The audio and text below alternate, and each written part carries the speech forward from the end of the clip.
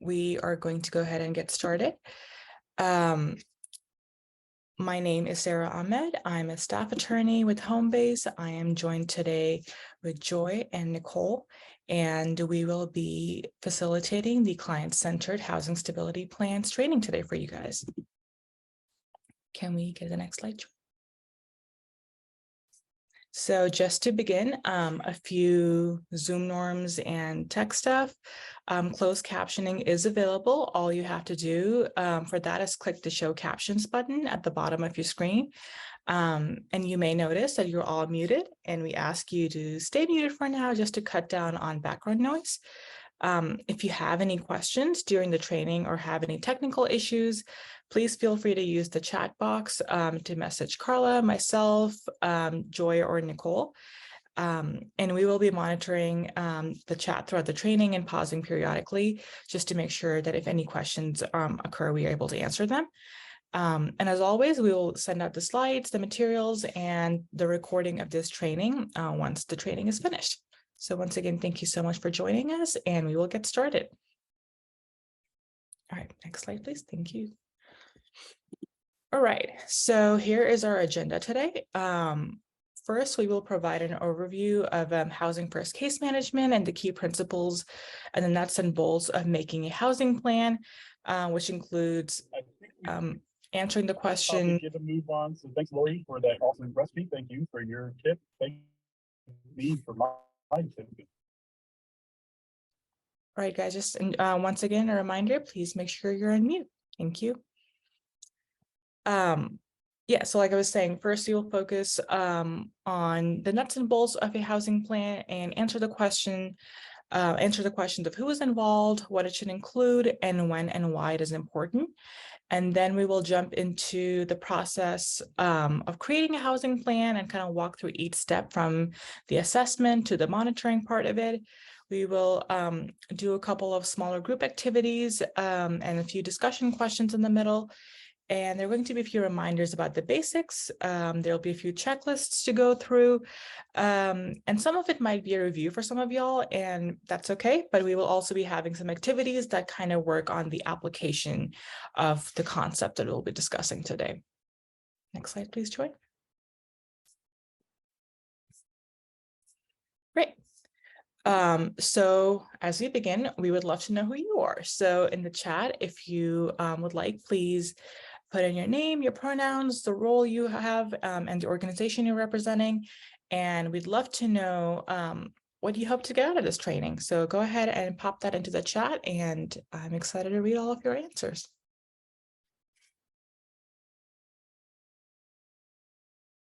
Okay. So beginning with the principles of a housing stability plan. So the central focus is to resolve the crisis of homelessness by helping participants obtain and move into permanent housing. So the approach is a housing first approach. So the case manager does not expect or require that the participant meet certain behavior or economic preconditions. So this could include things like an income threshold or any conditions for, things like sobriety. And the next principles really are client-centered. So the client choice is what drives the process, and the client's strengths are recognized and used to empower the client throughout the process. And finally, it is really important to note that this will be a really individualized approach for each client, and it varies in intensity and length depending on the client's needs and strengths. Next slide, please, Joy. Okay. So what makes a housing stability plan a little different than any of the other approaches that you might take? So there is a singular focus on assessing barriers to housing and achieving housing stability. So that process evolves as the client progresses in their process. So for clients that are not housed, the goal would be to assist the client to develop a strategy and a plan to end the crisis of homelessness. And then once a client is housed, the ongoing goal is to put in place appropriate supports to stabilize and maintain housing, to make sure there's linkages to mainstream and community resources that could help an individual or family stabilize and provide network or support in the future to avoid another crisis of homelessness. Next slide, please. Okay, so let's begin with defining the goal of housing stability. So it is important to have a common understanding of housing stability so that the goal is clear throughout the community and across the community. So the goal here is the resolution of crisis of homelessness by obtaining permanent housing. This kind of reiterates the key principle of housing first case management, which is to resolve homelessness by moving clients into permanent housing. And so that can apply to clients to ensure that clients have the resources to pay rent as relevant, to understand the responsibilities of being a tenant and follow the terms of the lease, and meet honestly any of the requirements that permanent housing might require for the foreseeable future. Next slide, please. Okay, so when we talk about getting clients into permanent housing, then the question arises of housing readiness. And if we're focusing on housing stability through a housing first approach, and making sure that throughout the process, each step is focused first with the housing first approach, we have to first understand that housing doesn't always mean that we're fixing all of the client's problems, and that there should not be any prerequisites for moving into housing, including participation in any programming or any sobriety or pursuing recovery type requirements. All clients are housing ready, and there's a much greater likelihood that people can make significant life changes after they have the stability and security of housing. As a matter of fact, there's overwhelming proof outlined in peer-reviewed academic literature that helps us know that people, we have proof of the fact that people have a much greater likelihood of people making the significant life changes they need to do after they've secured housing rather than before. Next slide, please. Okay, so we've kind of talked about the first part of it. The second is, okay, so how do you make a housing stability plan? So first and foremost, the plan is always client-centered, meaning it is always individualized. So it identifies barriers, strengths, and available resources in the community to support housing stability. It focuses on navigating barriers to stable tenancy and helps participants to build an ongoing support system for themselves.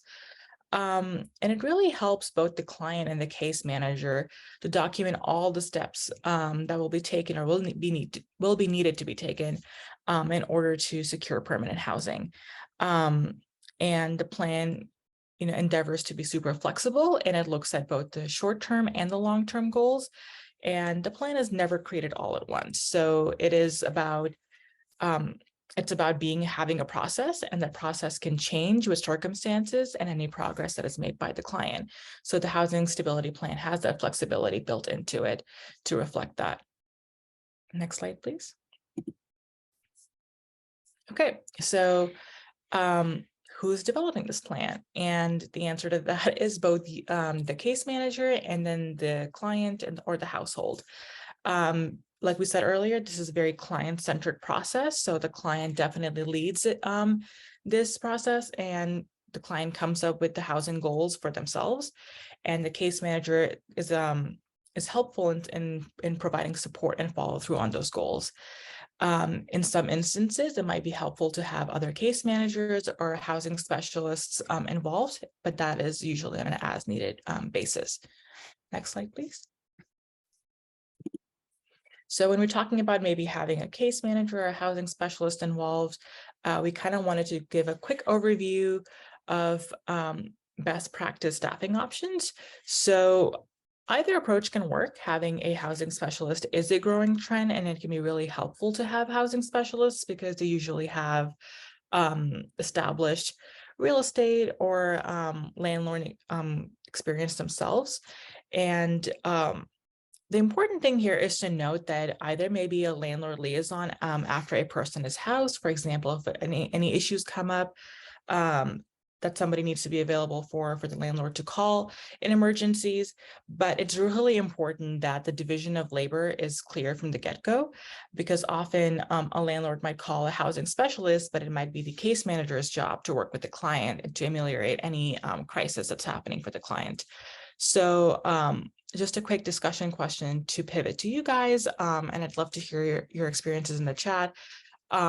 If you have worked with both a housing specialist or a case manager, how did you divide your responsibilities, and how did you guys end up coming to that decision? And if there were any tips and tricks about, getting the communication as clear as possible, we'd love to know. So your insight and feedback would be amazing in the chat on that.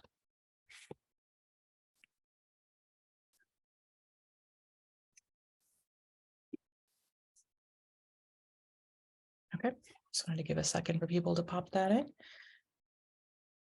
Next slide, please, Troy. Okay, so as you guys are popping that in, just kind of wrapping up the next question, which is, when does a client create this plan? And the answer to that is always sooner rather than later. So making a plan right away is really helpful.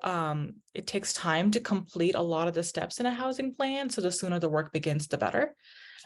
Since the housing plan defines the pathways to housing, it should really capitalize on each day to work towards a long-term goal of attaining permanent housing. And assessments should be made within days of entering the homeless system, ideally as soon as possible. But of course, you have to be kind of respectful to clients, especially if they're in acute crisis. If they're, for example, fleeing a DV type situation, we definitely want to give clients some room to breathe and a few days to settle. But the general answer is that ideally, the sooner the better. And housing location and placement should also begin as soon as the client has been assessed. So all of this is happening in a situation when a client is in any form of housing that is not permanent.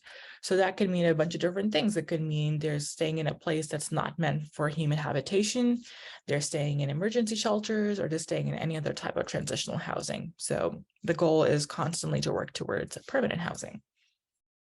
All right. Next slide, please. Okay, and the last question we had in the initial set of questions we presented in the agenda was, why is it so important to have a plan? And the first and foremost thing is that it provides a roadmap for the clients, excuse me, for clients and a case manager. And it also helps to break down the housing goal into attainable steps to make the process more manageable. And in kind of breaking it down, you're also able to give your client very tangible, doable next steps, and just kind of being able to check that box, or being able to accomplish those can give the client a sense of accomplishment and really give them encouragement and empowerment to be excited about their next steps. And finally, clearly defining the roles and responsibilities of both the client and case manager is really helpful. And this way, both parties know who's working on what and why. All right, I will pass it on to Nicole. Good morning, everyone. Thank you all again for attending. Now we're going to get started with walking through the next steps involved in creating the housing plan, and that first step is assessment. So with assessment, we are looking to assess the housing barriers and the strengths of our clients. The next steps after assessing the barriers and strengths is going to be goal setting and planning, supporting long-term housing stability, monitoring progress, and follow-up. We can go on to the next slide, please. So we want to start with our checklist for client assessment. We're going to explain, discuss, look at the credit reports, public records. So we're checking to see if they've been evicted. We're also looking at criminal history, if it's applicable as it relates to their housing. And we also want to take a look at rental history. That may look like contacting previous landlords. And we always want to make sure we identify our client's strengths and barriers. Next slide, please. Before the assessment, we always want to set an expectation that our focus is going to be on housing. So at intake, that might look like we're discussing permanent housing as a goal for the program. That may look like we're making housing focused culture evident within the walls of our agency. So for example, bulletin boards, materials, intake paperwork, etc. We want to also start discussions about housing and development and the housing plan ASAP. So as soon as we sit down to start having conversations, we're talking about the housing plan. Getting that permanent housing is always at the forefront. During the assessment, we're going to be explaining the process. What does it look like when we're working together? How often are we checking in? How do you get your needs met? How do I, as your case manager or service provider, let you know when I need things from you? We are also going to explain the housing plan, goals, and process. So how are we setting goals? How are we setting actions? Again, how often are meetings going to be taking place? And what is our approach to monitoring the progress? Throughout this, we want to provide as much information as possible about roles and expectations, and we always want to be responsive to the client's concerns. Next slide, please. So the assessment phase is designed to collect information from our clients, specifically regarding their past living situations, because we want to be able to identify and address the barriers to housing stability. Understanding our clients' housing history is so essential to the success of the housing search and the placement process.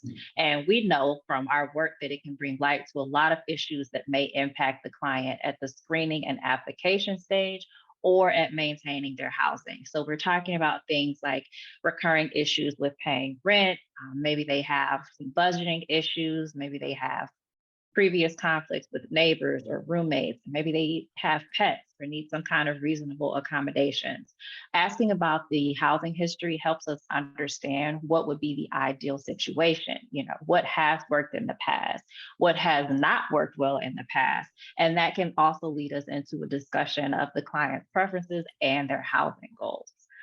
When we talk about client preferences, we want to know what type of housing arrangement our client is going to prefer now, and what does that look like in the future, because that could change. We always want to keep in mind that if someone is coming to us because they need help with housing, they are likely in a state of crisis.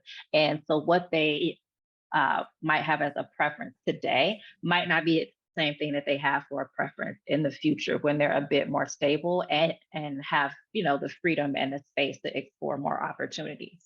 We also want to know, where would the client like to live? Like geographically, do they need to live close to bus stations or subways?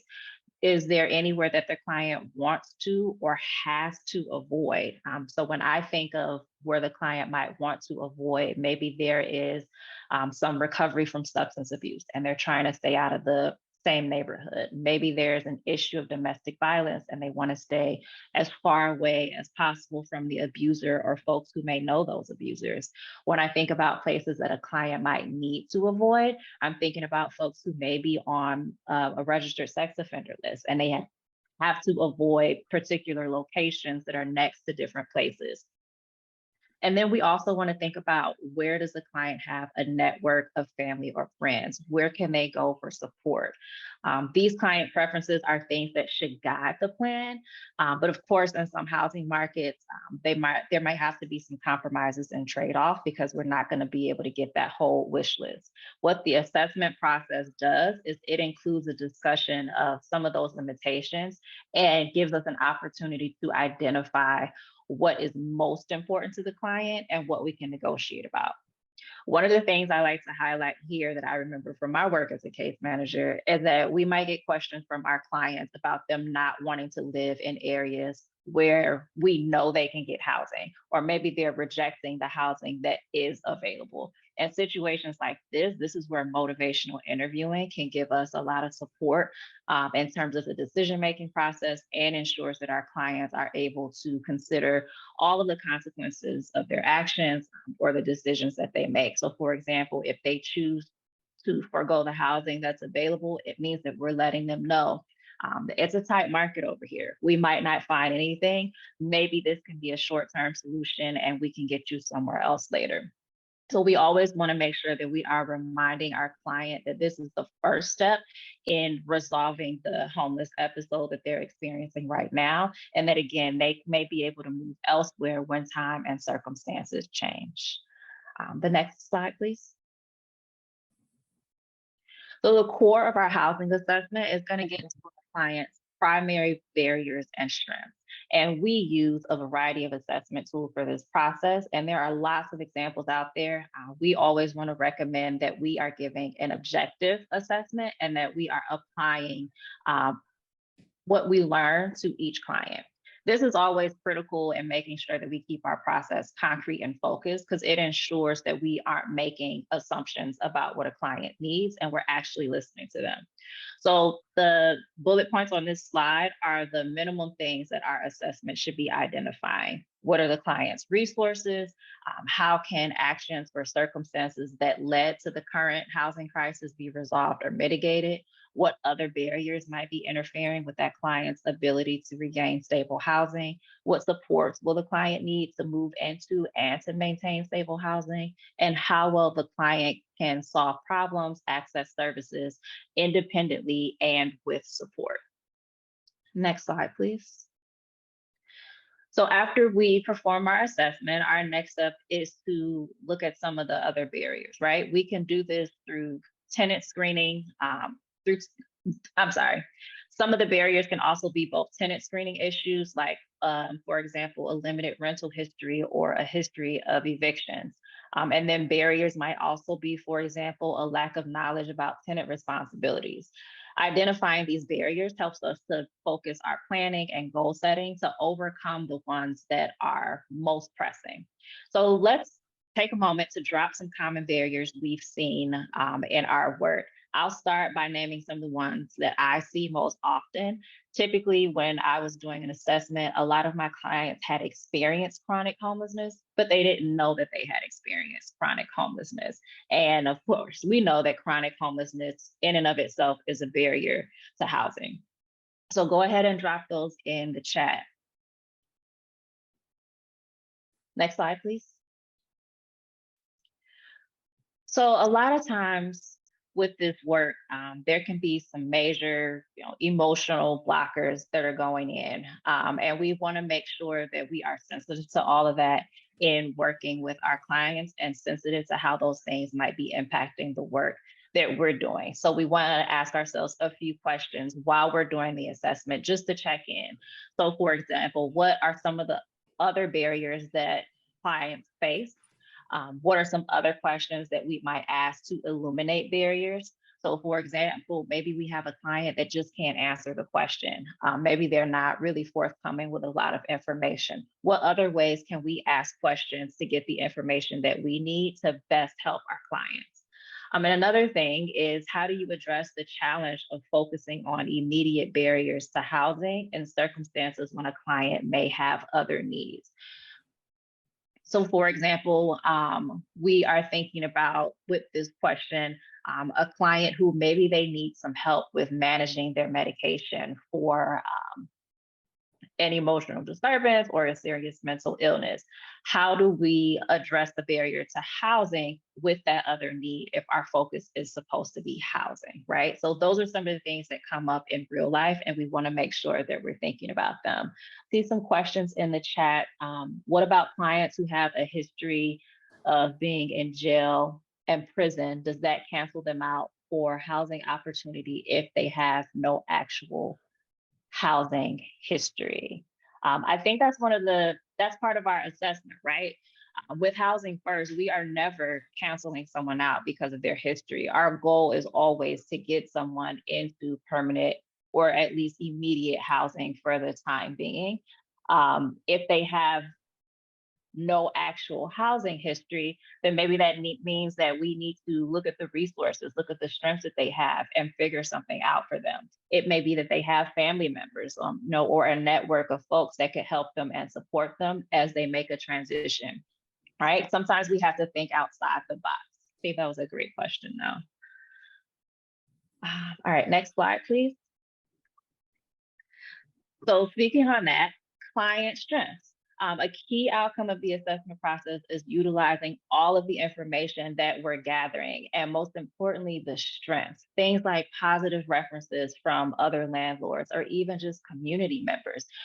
Like the question that we had in the chat, yes, maybe someone has been institutionalized either in hospitals or prisons throughout their adult life, and they don't have a rental history, but do they have a probation officer that can speak to how well they do in the community? Do they have a case manager who can vouch for them and say, hey, this person is excellent, and if they need support, I'm here, you can call me, right? There are a lot of strengths that our clients have, but we can't use them as a way to support if we don't know about them. And that's where this assessment phase comes in, and that's why it's also helpful. I also want to point out one thing that I've always found helpful when assessing strengths is looking at the client's resourcefulness, right?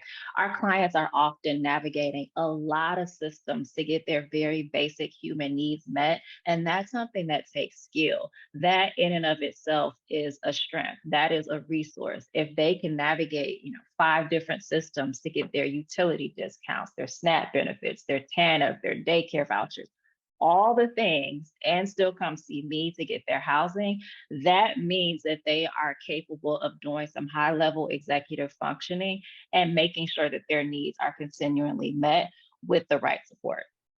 Right. Next slide, please. This slide just has a few tips and tricks for the assessment, things that we can do to make the assessment really work for us. We want to use the assessment to focus, plan, and intervention on specific housing barriers, right? People are able to address issues so much more effectively after that basic need of having safe and secure housing is met. I want to focus on the second bullet point here, focus on barriers to permanent housing. So specifically, is this barrier preventing the client from getting into permanent housing right now? If yes, that's one of the main priorities. If it's a barrier to obtaining versus a barrier to maintaining, those are the things that we want to look at. So going with our question from the chat, was that a barrier to obtaining housing or a barrier to maintaining? In this situation, it looks like it was a barrier to obtaining. So that was something that we might want to look into and finding and pulling from the strengths to support that client. Now we are going to have an activity where we are going to break out into groups. Our group number might change because we have a lot more folks in here today, and that is quite all right. So we're going to take a few minutes to review an assessment and then complete like a worksheet of client barriers and strengths, and then we are going to report out. All right, we can go to the next slide, please. All right, I see one more question in the chat that looks like an important one. What steps can we take for our clients when they are undocumented? From my understanding, getting them housed can be very challenging. Again, I feel like my answer is probably going to be the same for most of these questions. We look at the strengths, right?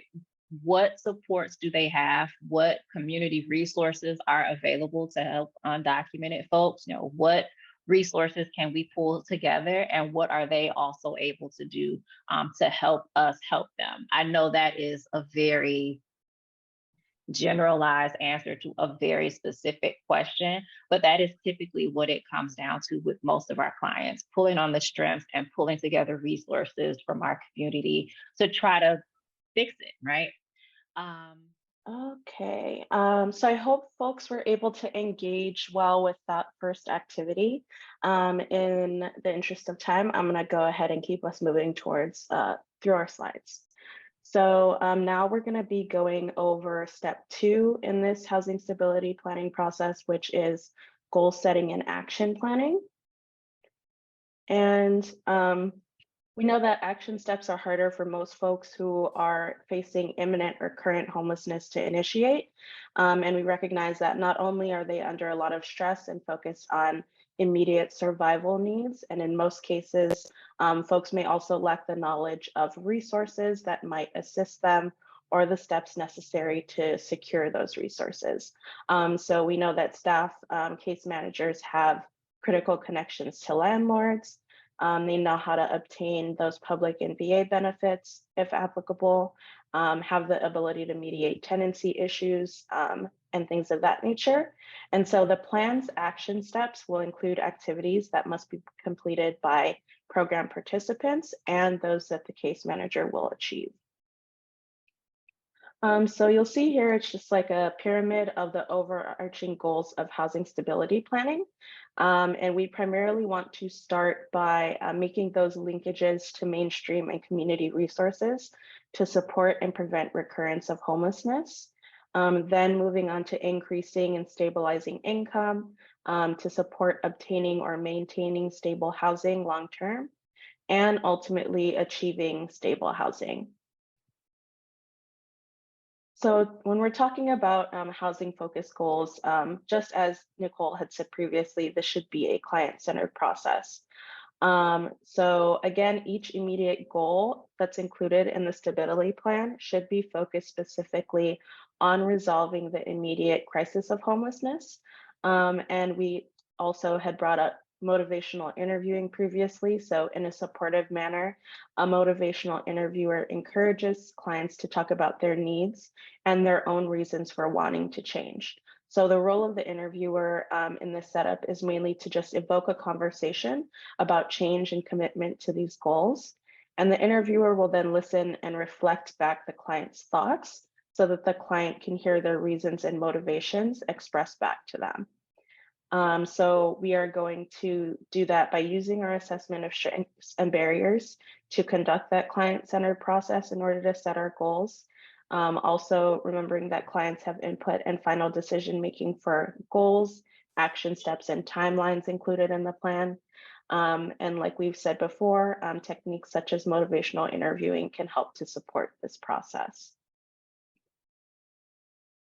All right, so in terms of goal setting checklists, they should include both short and long-term goals. Break those goals down into steps that can be accomplished between meetings as well. And the action steps to achieve these goals should be definitely clear and easy to understand, measurable, and something that can be accomplished in a short period of time. We definitely want to indicate what support is needed to achieve those goals and also specify the tasks to be completed by clients and case managers so that role clarity is really there and specified in the plan. So for example, if a participant sees their case manager weekly during the initial stages of the program, those action steps specified in the plan should be ones that can be taken within a week prior to the next meeting. So in terms of client and case manager roles, understanding the role of staff is critical. And we know that case managers assist clients to identify steps to obtain stable housing. So for example, this can look like helping folks budget, assess their credit and debts, and plan to afford rent long-term. So the client and the case manager can work together to use findings from the assessment as the basis for the goal and action step setting.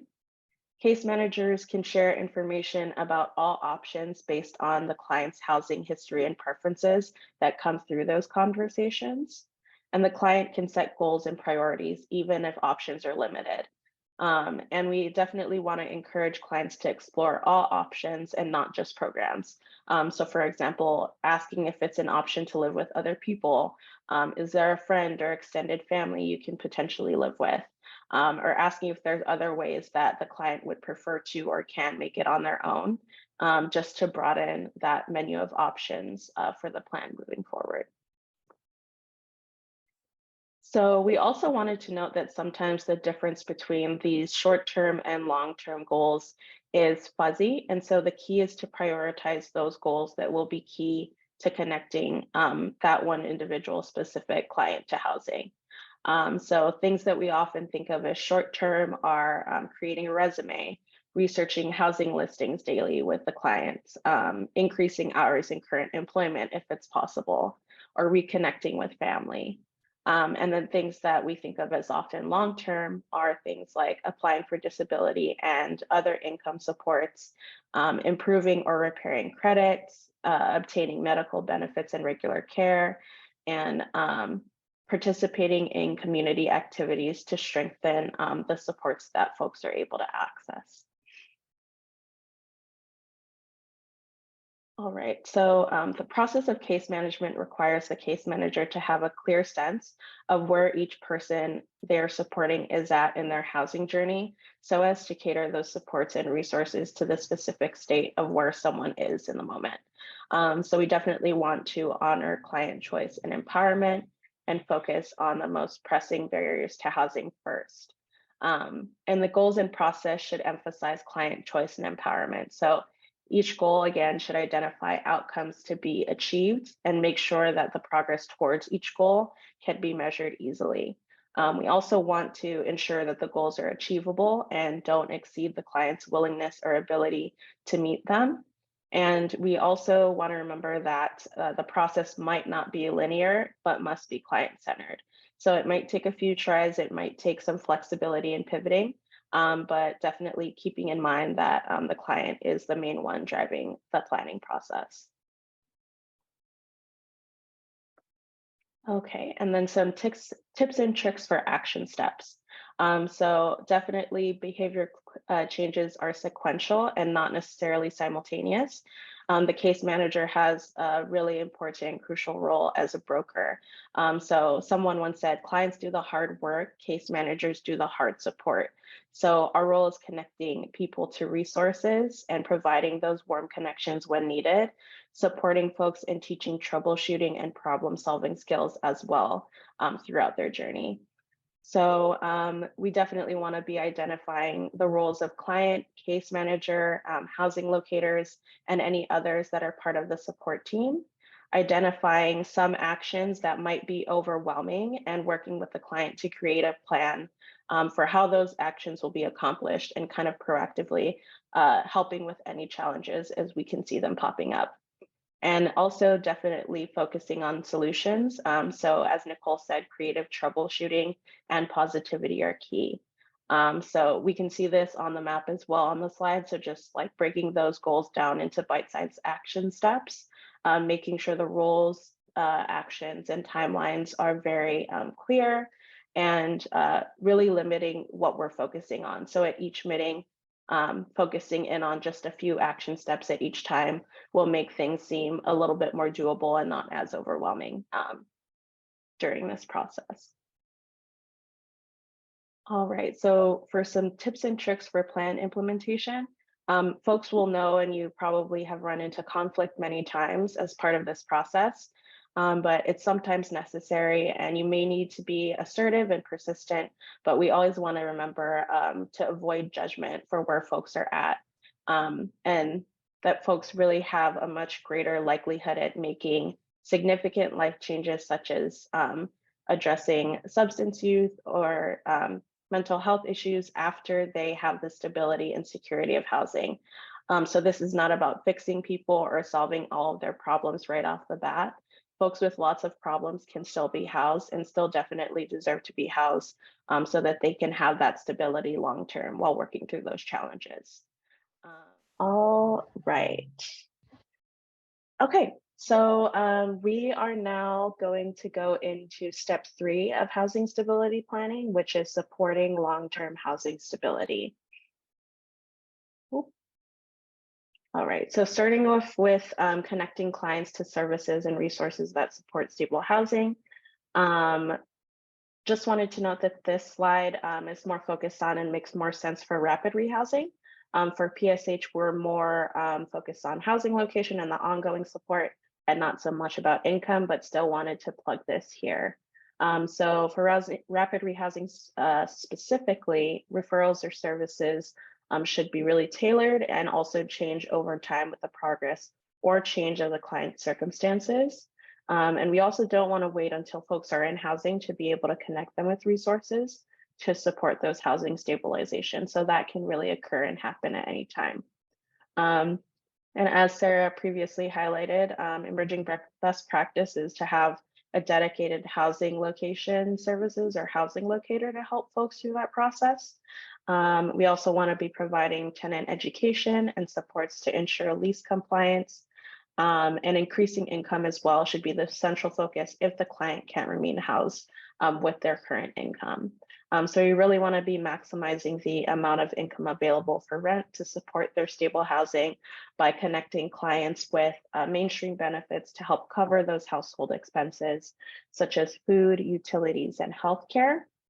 We also want to be identifying community resources and supports that can provide free or low cost goods and services. All right, and next, just to talk about supporting the housing location process, we want to definitely build the network of landlords who trust you and your agency and absolutely position the client to succeed. So ways that we can do that are giving landlords a chance to meet your client and preparing your client for the interview, working with the client ahead of time of this meeting to compile letters of recommendations, and supporting them in writing a letter to the landlord directly, explaining their story, the steps they've taken to change their circumstances so far, and goals that they have. We also can support by connecting our clients to good tenant workshops or certificate programs throughout this process. We definitely want to make sure that the landlord has a highly responsive contact at the agency in case issues arise. So definitely keeping that line of communication open. Okay. And next, we won't go into this question in depth, but just something to get folks jogging. What have you found to be successful strategies for engaging landlords? So you can definitely reflect on that, and please feel free to share that in the chat. I'm sure that folks would love to hear about everyone's successes in engaging landlords. All right, and so moving through a checklist for tenant supports and lease compliance, we definitely want to make sure we have these because they're a critical part of assuring that individuals and households experiencing homelessness can obtain and retain housing. Reviewing this lease is definitely a priority, and we definitely want to use the lease to structure services and case management support and teach folks how to meet lease obligations and how to live in community. And again, we want to be clear on who is doing these things and definitely build in that role clarity of what is the case manager's responsibility and what is the client's responsibility. So some things that you want to include in this checklist can include these lease requirements, do's and don'ts to better understand common lease violations, discuss how to build those respectful relationships with landlords and neighbors, practice responses to complaints from other tenants or requests for repair, providing expedited access to legal assistance for any tenancy issues that may arise. So some tips and tricks for tenant supports include establishing the communication process with the client and landlord. So we want to be reaching out frequently, so that can be monthly or whatever sort of cadence works for you all. And then focus on that lease compliance and preventing eviction always. Definitely scheduling some home visits, especially in the first few months, and using that communication with the client and the landlord to probe for any issues that may threaten tenancy, so as to proactively get ahead of the issues that might arise. And next, for the checklist in budgeting and increasing income, we want to coordinate closely with employment service providers and provide folks the support as they're trying to increase income. So this can look like helping them write a resume, identifying potential references, setting up some practice interviews for the client, also connecting with any sort of life skills program depending on the job readiness, and connecting clients to a credit counselor to try to reduce monthly debt payments. Also encourage folks to call out any resources that you've used in the past that have helped with budgeting and increasing income, just to share those resources with folks that are here.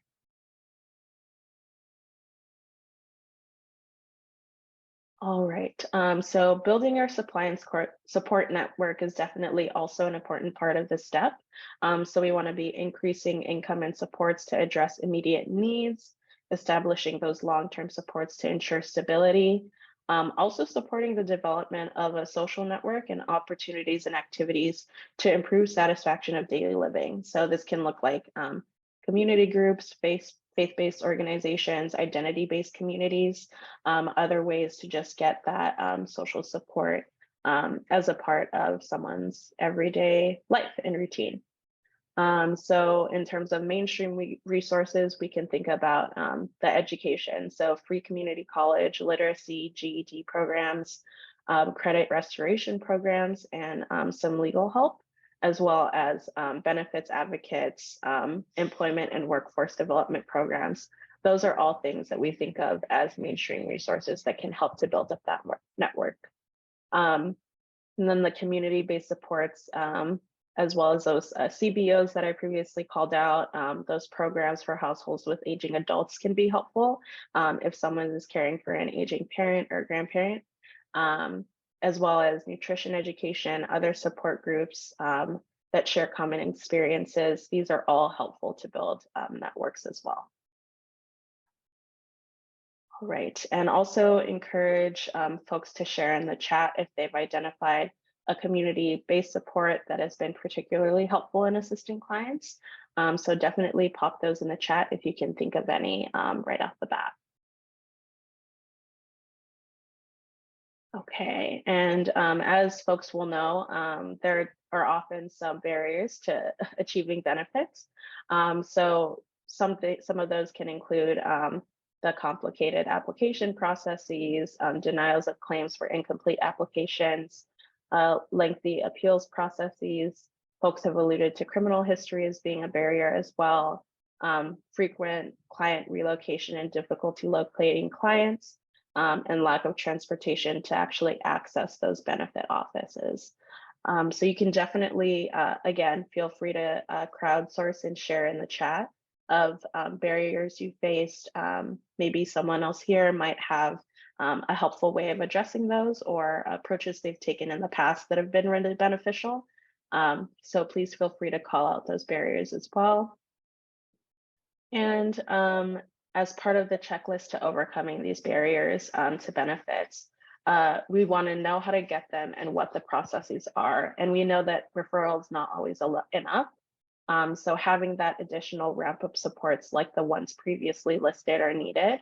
And also definitely managing needs in communities and researching for housing, things of that nature, and also helping the client tolerate those often long wait times and assisting in negotiating for services, following up to ensure that they're maintaining the benefits and things of that nature. So I think at this point, I'll pass it off to Sarah.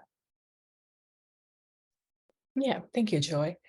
So kind of coming back full circle to the conversation we had about community resources and linkages, this little lovely pictorial here kind of shows some of the ideas that we had in mind when we talk about connecting people to the community resources. This is, of course, not an all-inclusive list, but it kind of gives us a wide variety of ideas. So anything from adult education, legal services, budgeting and financial literacy classes, early childhood programs, summer and after school programs.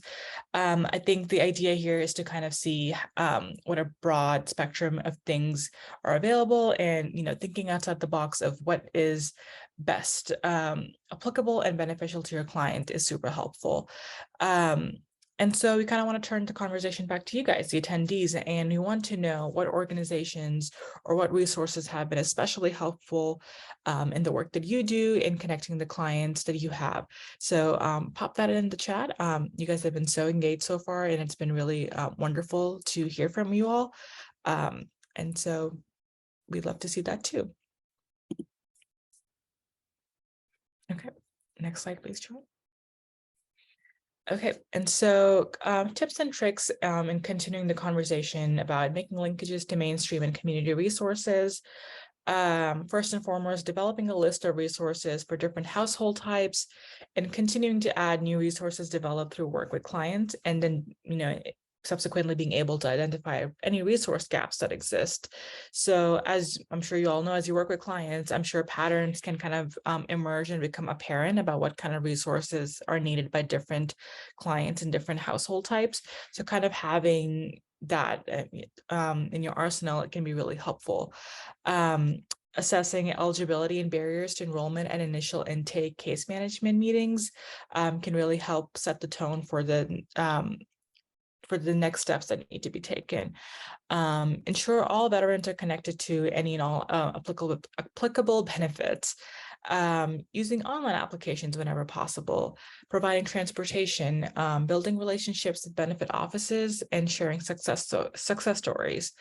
And inviting eligibility workers from multiple programs to hold on-site sessions, monthly enrollment nights, and drop-in hours, etc. So the last couple of bullet points really kind of just speak to like accessibility and really ensuring that your clients have the option to interact with and have access to any and all resources that might prove to be really helpful for them. All right, and step 4 is monitoring progress and follow-up.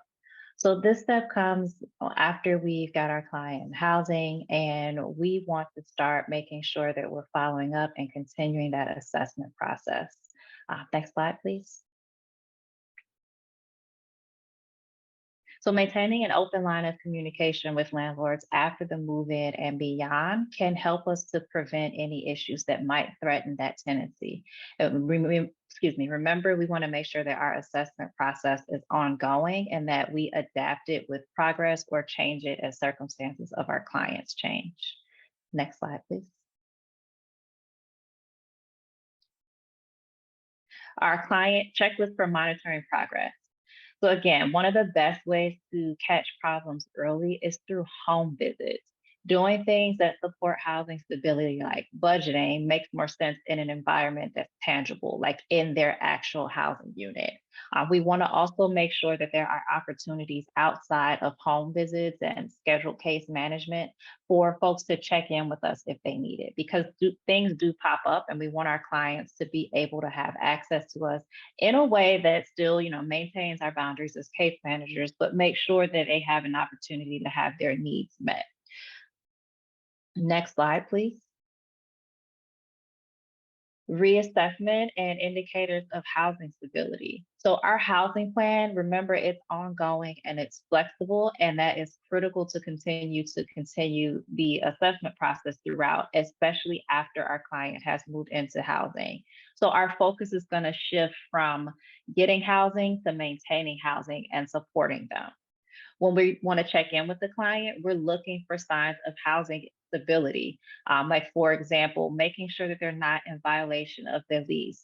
An example that I like to use is making sure that we're having just regular communication with our client. So we know what the lease says, and maybe we're checking in. How are things going? Tell me what you like. Tell me what you don't like. And maybe through that conversation, we're learning that their cousin has come to visit for 2 weeks. And now it's been 4 weeks and that cousin is still there. And we know that that's a violation of their lease. So that gives us an opportunity to check in with our client and remind them of their responsibilities as the tenant and the things that they need to do to maintain that housing.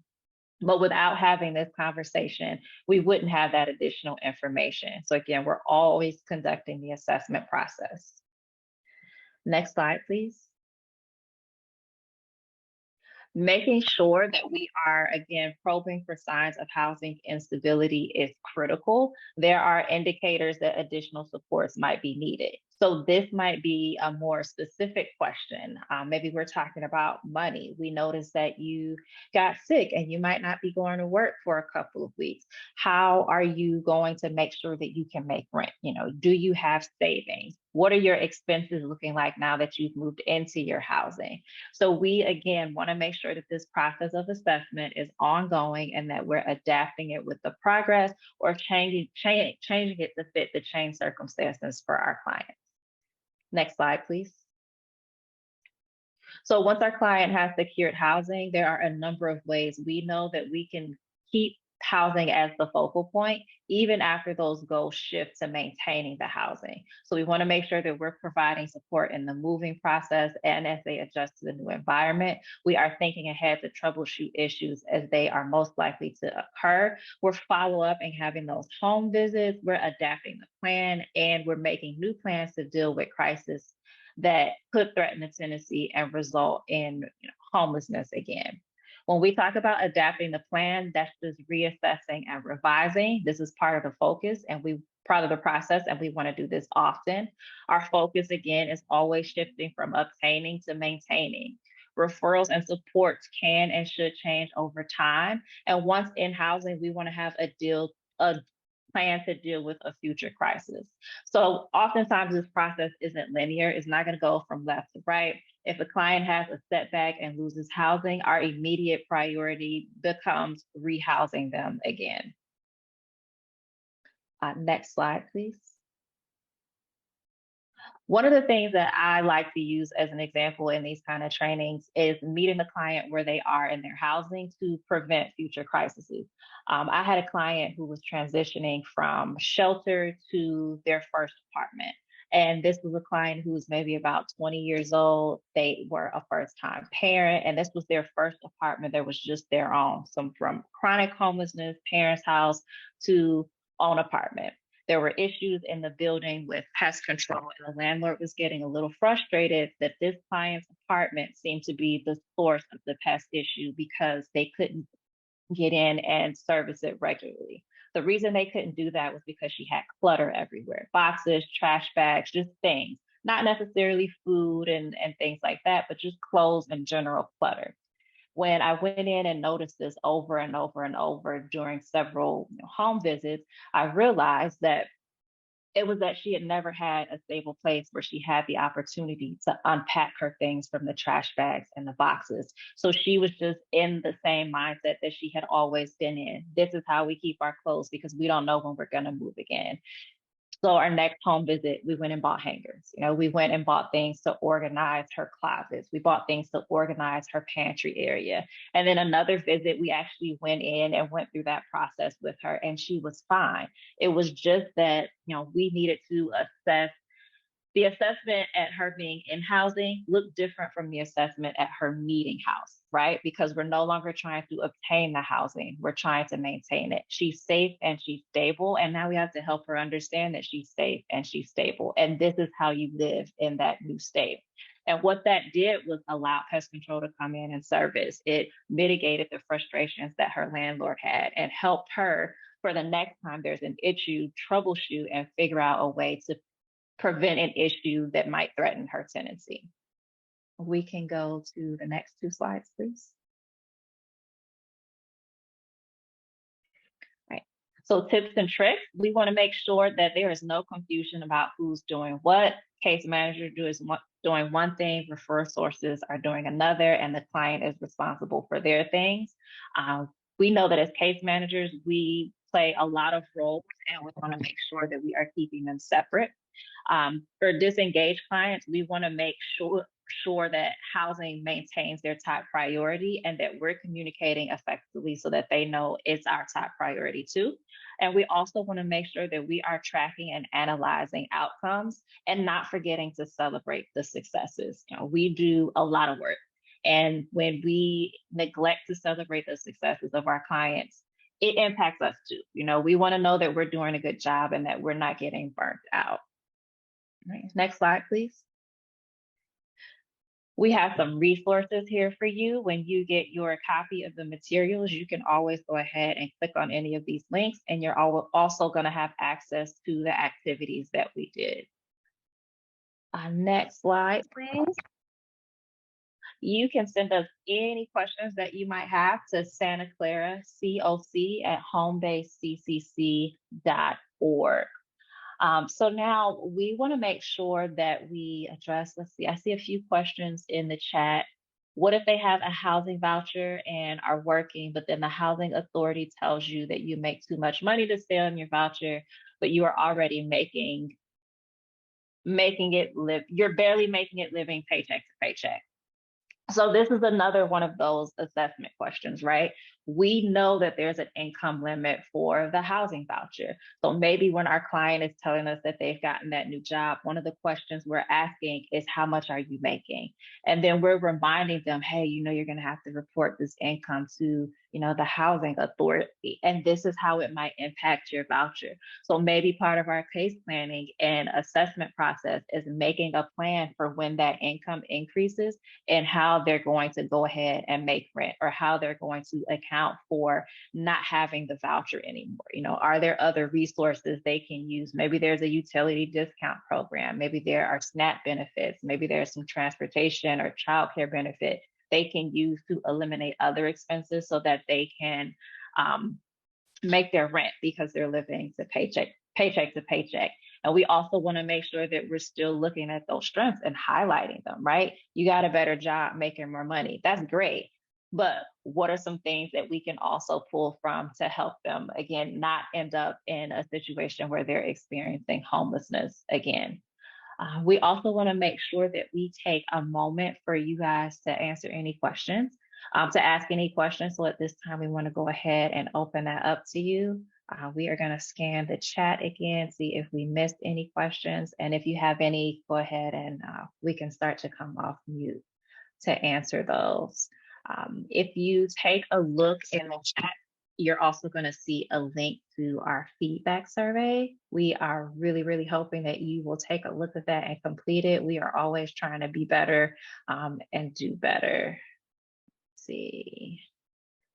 Hey, is this slideshow going to be available after this? Yes, we are going to be providing a copy of the slides to everyone that attended. So you'll have access to everything with the links. Do y'all have access to our emails for that? Do we have access to emails? Was that the question? Yeah. The email that you use when you register, that's where the slides will go to. Oh, okay. Thank you. Well, can I ask a question? What's the income limit for the project-based voucher? So that is a community-specific question. If someone has the answer or a link to that, we can put that in the chat. If not, let's see.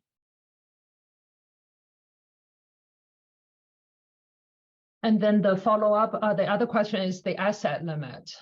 I think the income limit is based on the property. There could be 30% AMI for 40%, 50%. But is there any asset limit?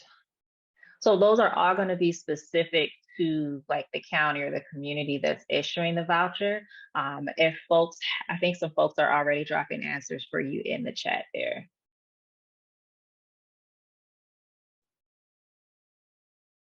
Do we have any other questions about the assessment or goal setting, monitoring,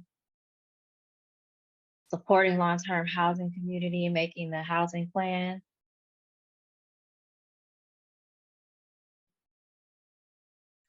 I do have a question. Yeah. So right now I have a client that they are like they're currently applying for a job, but their overall goal is to, you know, have space for themselves to, you know, just like their own like apartment and things like that. However, they don't really have a lot of like education, and they're debating whether to like, you know, keep that job or maybe just like apply to SSI or SSDI. And kind of what I've been like struggling to do related to like their plan is really what is like what they should really prioritize, you know, should, and I guess and just based on other people's experiences, do you guys prioritize first, you know, getting the disability income and then the job, or do you guys maybe like prioritize first getting the housing and then the rest of the stuff? Because it's basically I'm starting with my client like on ground zero, you know, so it's just really tough to tell like where to actually start when it comes to those things. But Yeah, I just wanted to ask some advice on that. So that's a great like real life question, something I think we all can identify with. For our purposes with this training, remember we are focusing on getting our clients housed first. And so when we're completing those assessments and we're thinking about some of the barriers that you just described, we're asking ourselves, is this barrier one that is preventing our client from obtaining housing? I mean, that is how we start to prioritize what we're going to work on first. It's always about getting them into housing. So I would say that you've got to continue the assessment process, look at all of their strengths, all of their barriers, and ask yourself those questions as you're working through it, and also ask them, because we want to take into consideration client preferences too. And we only get a 15-minute Thank you. All right.